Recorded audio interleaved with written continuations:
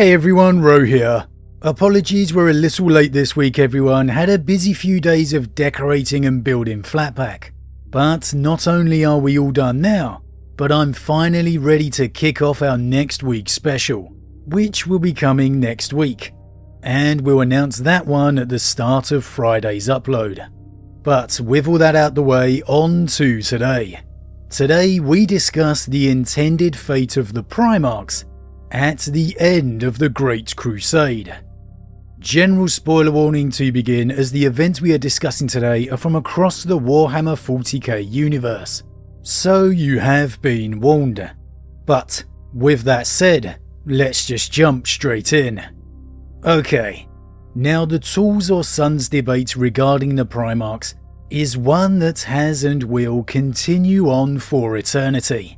Like many situations, the truth is most likely a combination of the two, and there's really no right or wrong answer, just our own interpretations.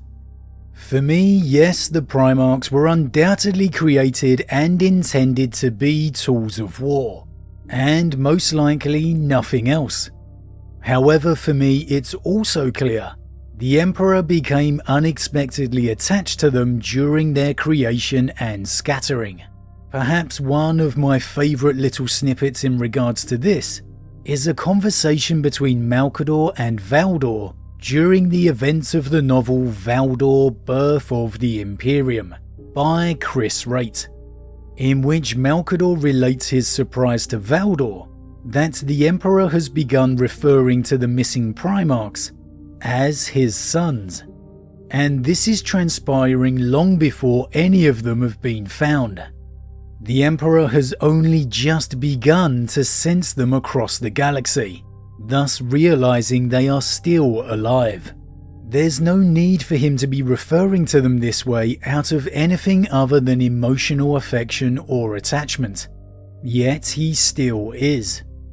However, for every moment such as this, admittedly there's another that gives us the opposing view, such as the novel Master of Mankind by Aaron Dembski Bowden, where from the General Custodes viewpoint, we get the very cold Emperor in regards to the Primarchs, the one who refers to the Primarchs as little more than tools of war.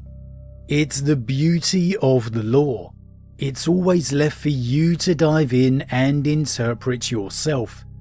However, when it comes to the Emperor's relationship with his Primarchs, one of the most defining arguments against it has long been the supposed fate of the Primarchs at the end of the Great Crusade, with many believing the Primarchs were to be eradicated, such as the Thunder Warriors before them. Once they had fulfilled their usefulness, they were to be discarded, a no longer needed tool. So, was the fate of the Primarchs to be discarded into death, a peaceful retirement, or were they still to have roles within the new Imperium? There are many hints and clues scattered amongst the lore for either, and you could be there for months diving in and still stumbling across new hints and teases. And again, there's really no right or wrong answer. It's very much intended to be a mystery, where we don't quite know the real truth. However, with that in mind, let's take a look at maybe a few of the more standout mentions for either point in my mind. Now, probably the earliest mention of the Primarch's fate has to be during Horus's fall to Chaos, when he is immersed in the Chaos-gifted visions of the future, attempting to sway him into betraying his father. And I think this is a moment that transpired so long ago now in real life that it's actually become a little overlooked. As a reminder, it was Horus's wounding upon the world of Davin that enabled Erebus of the Wordbearers to enact his plan of manipulating the Sons of Horus into allowing him to cast chaos rituals upon the wounded War Master, all under the guise of attempting to heal him. And it was in this moment in turn that Erebus entered into the mind of the weakened Horus, trying to manipulate and guide him towards his dark decision. And I think this moment is the one that gives genesis to the idea of the Emperor's intentions to kill his sons, as it's here that it is very specifically mentioned to Horus within these visions, of him and his brothers being weapons that were to be cast aside once they were no longer useful, i.e. the Emperor discarding his sons once he no longer needs them.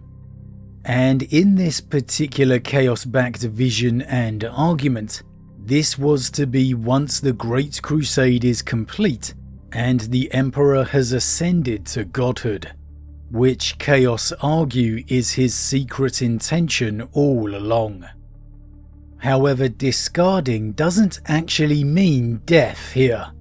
If you go back and read the novel where these visions and Horus's fall transpires, False Gods by Graham McNeill, it's very clearly said to Horus by the false Sejanus that the Primarchs were to become jailers of the Emperor's regime. So basically, after the Great Crusade, the Primarchs and their legions were in a sense to become the police of the Imperium, its armoured law, so to speak. Why this is being referred to as them being discarded is again Chaos attempting to make Horus believe the Emperor intends on ascending to godhood and leaving all of mankind behind after the Crusade. And it's reinforced by Horus not witnessing his own statue next to his brothers in a possible future. After all this time, as much as it may feel like Chaos showed Horus and his brothers being eradicated, the truth is he wasn't. Even here in Horus's fall, the Primarch's fate was not said to be death. Now maybe the most famous or decisive mention in regards to the fate of the Primarchs after the Crusade comes from the mouth of Malcador the Sigillite himself, in the audio drama First Lord of the Imperium.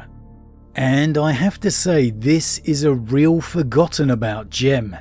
If you haven't listened to this, I really recommend it.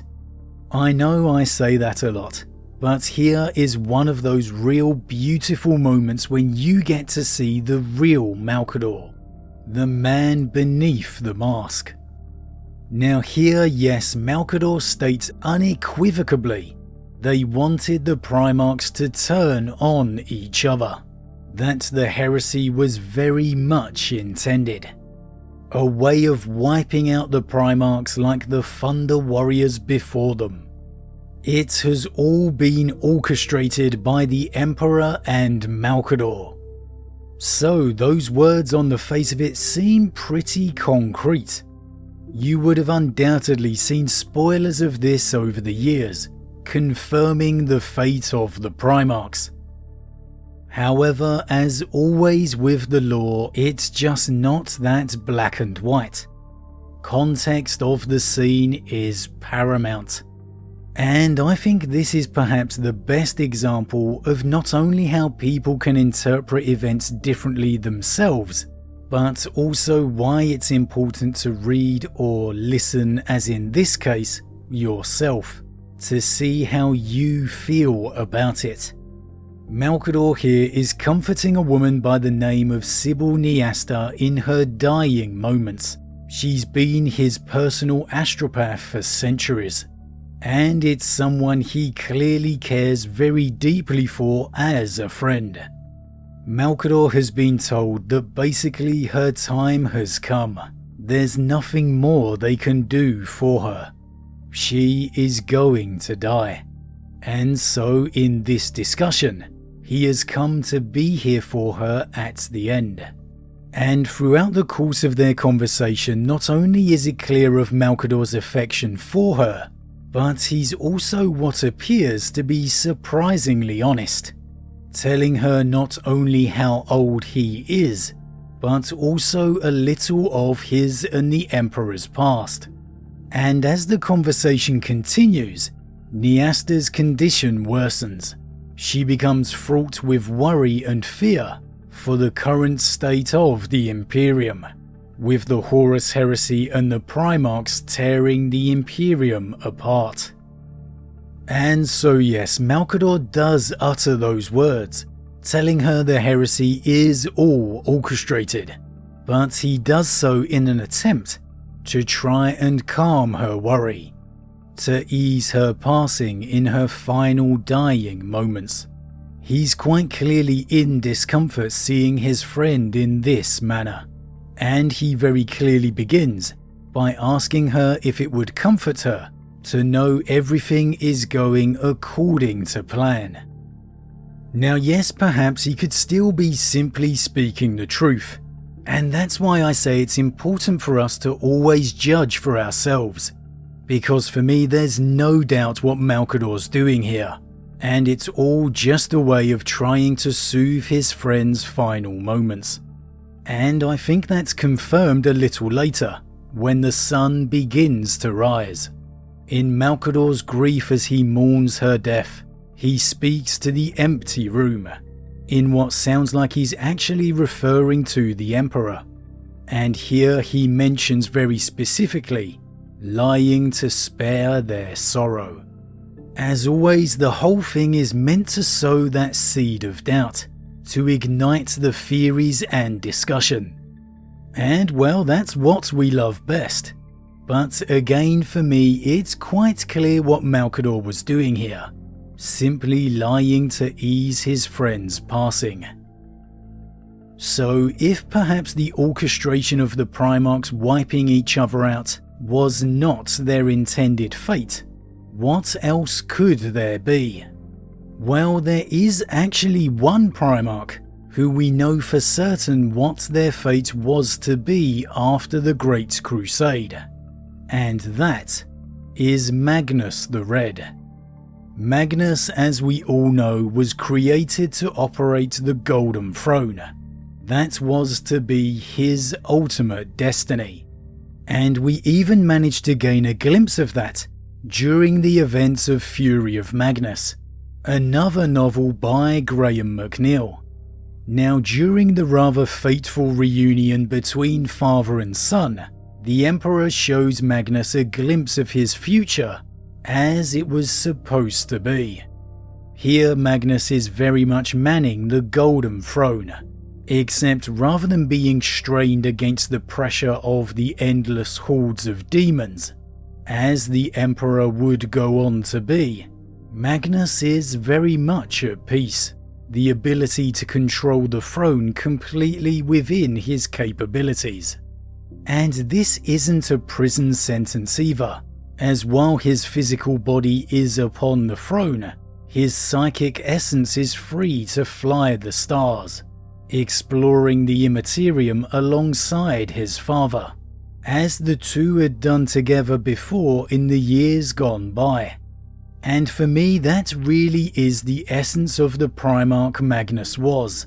You more often than not saw him in his psychic form, more so than you ever did his physical, interacting and speaking with his brothers from across the other side of the galaxy. In fact, his physical appearance is always rumoured to be a psychic reflection, the truth of him somewhere layered beneath, very much akin to his father.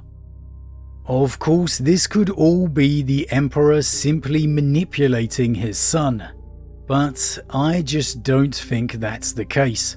With everything we know of Magnus, with everything we've seen of him, it all ties into his nature and abilities perfectly. He has always existed more in the psychic plane than he ever has the physical. And we do need to remember, the only reason the Golden Throne became a prison of eternal struggle was because of the assault of chaos. Were it not for that, the Emperor wouldn't be struggling upon it at all. And really, it's the intended destiny of Magnus that I've always felt is the greatest evidence against the Primarchs going to be eradicated. And this destiny of Magnus leads me on to another of perhaps the Emperor's more favoured sons, in Leman Russ. In Leman Russ's Primarch novel The Great Wolf by Chris Raitt, we get a glimpse of the Wolf King in the days after the Horus Heresy, when his father has been interred upon the throne forever. And during this time, Leman is absolutely overwhelmed and consumed with grief. So much so that he literally flees from the sight of his father into the depths of the palace, and he ultimately passes out with exhaustion. And it's in this sleep the Emperor comes to his son in his dreams, and the two walk together on the snows of Fenris side by side. It's quite a touching moment between the two, as he tells his son he needs to decide if he's going to do what he was made for or give in to his grief. And Russ thinks he was made to protect his father, so he's already failed. But the Emperor corrects his son. He wasn't made to protect him, he was made to protect the Imperium. And this for me really reflects the fate of the Primarchs. Just because the Emperor is all but dead doesn't mean their duty is over.